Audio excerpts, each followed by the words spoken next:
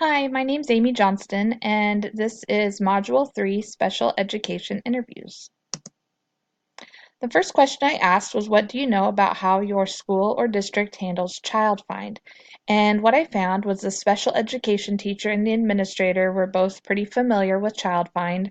They both knew that it was used during GEI meetings for non-identified students, and that the school only had a certain number of child find minutes, so they needed to use it sparingly.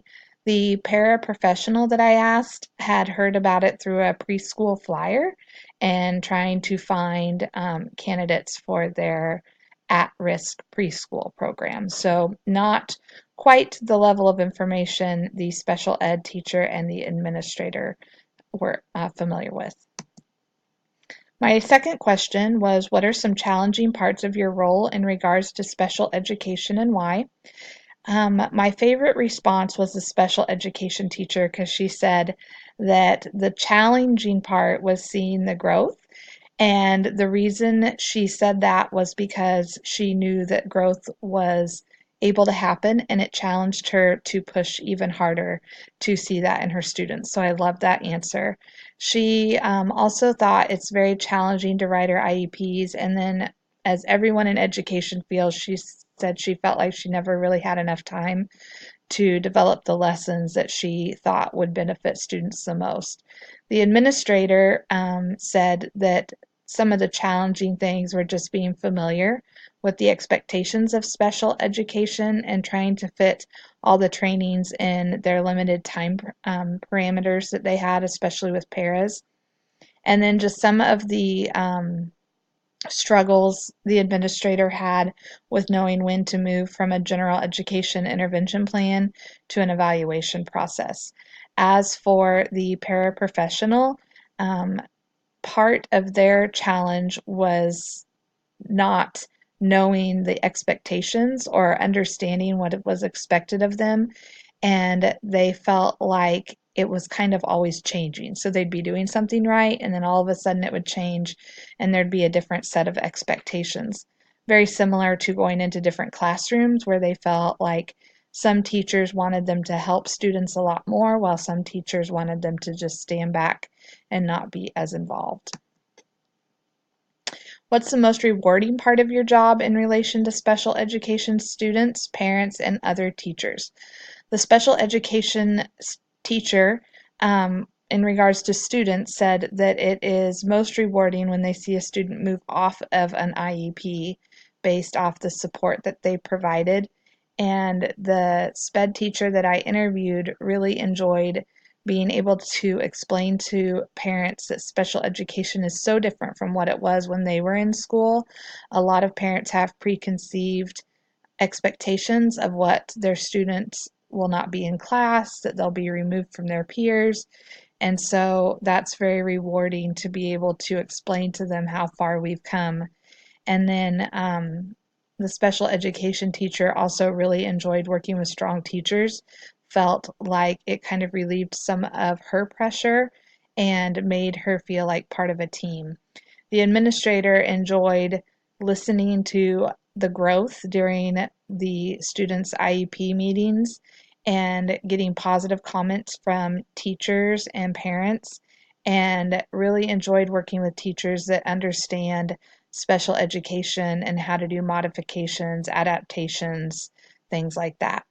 As far as the paraprofessional, they enjoyed watching the student be independent, which was interesting to me because a lot of times it seems like paras that I observe are quick to jump in and help students and kind of gets in the way of developing that independence. So I really appreciated that point of view. I never really thought much about paraprofessionals wanting parental um, support or appreciation. That meant a lot to the paraprofessional that I interviewed. And then also that they really appreciate clear expectations from the teachers so they know what's expected of them.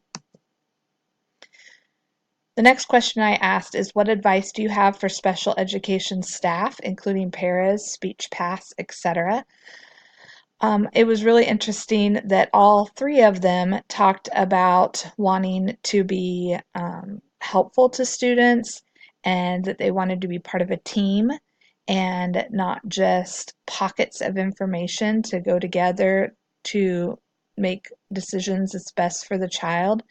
And the special education teacher, in particular, talked about how much she needed this team support because sometimes she might just be writing an IEP and really needs to understand the other parts of the child that are seen through the day by other professionals.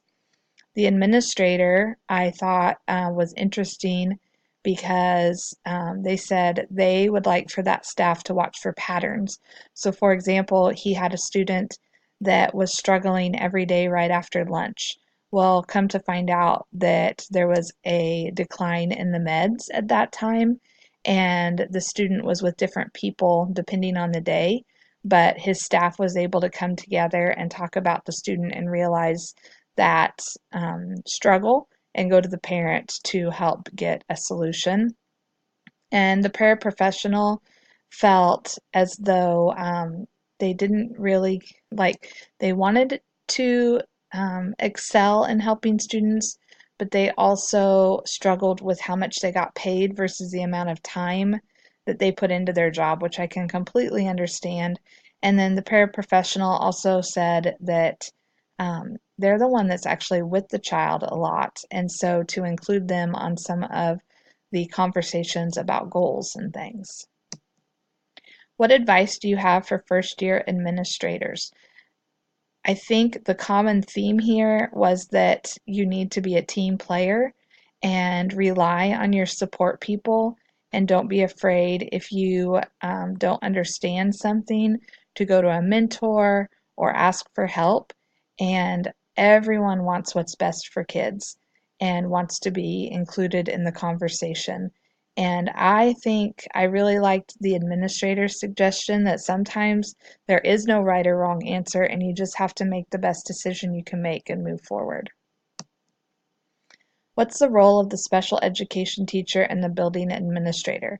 The special education teacher pointed out that they're a team, as did the administrator, that they both need to work together.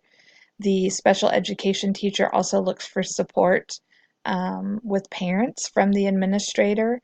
And the paraprofessional said also that they're a team and that they want to be able to trust their administrator and their special ed teacher to tell them the information they need to know. What are some characteristics you seek in an inspiring administrator in regards to special education? Some of the character traits that I heard were supportive, dependable, confident, inclusive, a team player. I think that all three of the people I interviewed would agree that the things that each of them said are important characteristics. So, my projections in my future role as an administrator and my responsibilities regarding special education administration, leadership, and supervision. As far as my administration projection, I think that it's really important that I read and learn and never stop that. I think it's always going to be changing in regards to special education. I also think it's impossible for me to know everything I need to know, so I need to rely on a mentor or other support, whether it be the special education teacher or the special education um, administrator, the one that's in charge for the district, or lawyer even for the district. As far as leadership, I think it's important to be able to treat your team as a team and let them know that you're listening and making team decisions. I want to have relationships with my team so they know that I'm not just going through the motions, but I really do care for their advice and their input. And then ultimately, I think leadership needs to make a decision and be confident with that decision.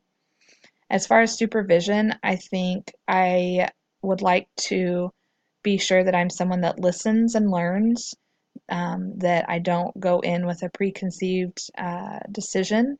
And then I also want to be able to ask advice and not feel like that's a weak trait. I have enjoyed this assignment and I look forward to hearing from others. Thank you.